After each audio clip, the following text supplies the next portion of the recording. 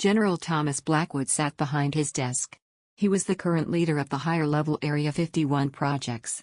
There had been some talk that Area 51 might go back to purely military work when the wormhole was activated and the Mulnari introduced themselves and consequently Earth to a broader galactic community. The irony being Earth and the US government in particular had recovered hundreds of alien artifacts over the years. It still wasn't known what led to so many crashes in the Sol system. In truth, now that the Mulnari were introducing their technology on a small scale to the Nexus Prime Station, the researchers at Area 51 had almost a cheat code to some of their technological secrets. Dr. Elena Reyes knocked at the general's door and entered with a broad smile. The latest intelligence from the Nexus Prime Station has warranted some big advances. The craft recovered in 71 appears to be one of theirs, and now that we know how one bit of their tech works, it is shedding light on some of the rest of the craft systems. Her smile faded and she looked upset with her next thought. It might be time to reconsider and renegotiate some of the deals we have made or didn't make. She cringed, knowing full well both what some of those deals included and how any human should feel about them. The general frowned and nodded. Get me a list of what you need and I will make contact. Hopefully we can still get away with just looking suspicious and secretive rather than looking like we deal with little green men on occasion. Dr. Reyes pulled a clipboard with a list from under her arm and offered it to the general. She flashed him a grim smile and then departed. The general looked over the list, recounting how past deals had led to everything from humans being stalked and experimented on through abductions to humans being traded away for valuable technology and even alien-run science projects on areas. Going through her list, he notated suggestions and would send it to the liaison he had with different alien agents. It had never been clear if the alien agents who had contacted Earth were doing so as private entities or with their government's backing, and they couldn't risk asking for fear of revealing some of the things they had done, terrible things but necessary things. Meanwhile, across the country, in the gleaming halls of the United Nations, another kind of battle was being waged.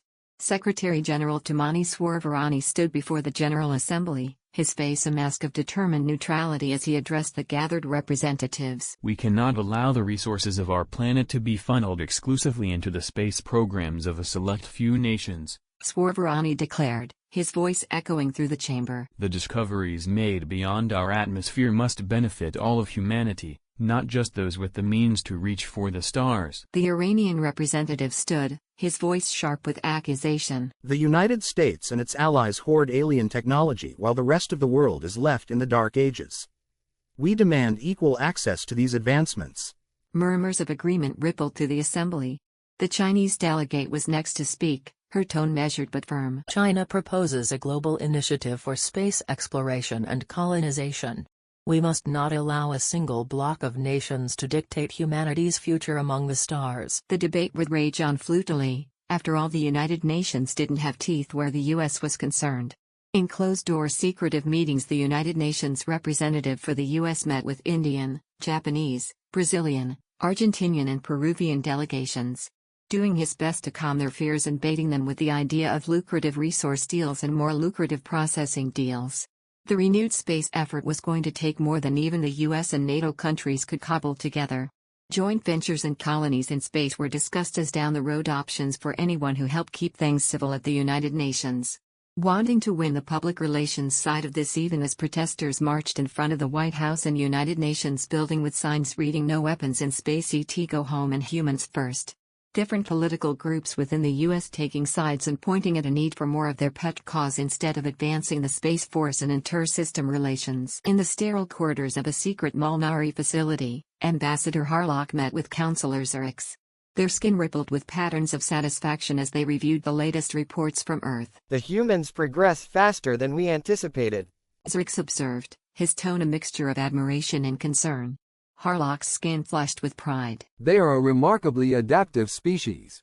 Their drive to protect themselves, to carve out a place in the galaxy, is pushing them to great achievements.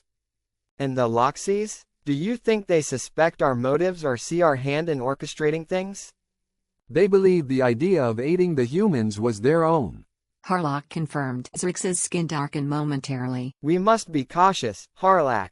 The humans have surprised us before. We must ensure they remain grateful allies, not potential rivals.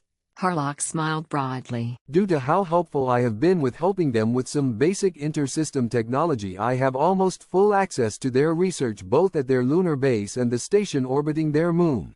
To borrow their turn of phrase, I have circumnavigated them around my digit. Counselor Zerix gave him a look. The encounter with the Roxanne nearly ruined that. Harlock countered. The Roxanne were required to stress the humans. They are far too docile for our purposes. When they are not stressed, you will see.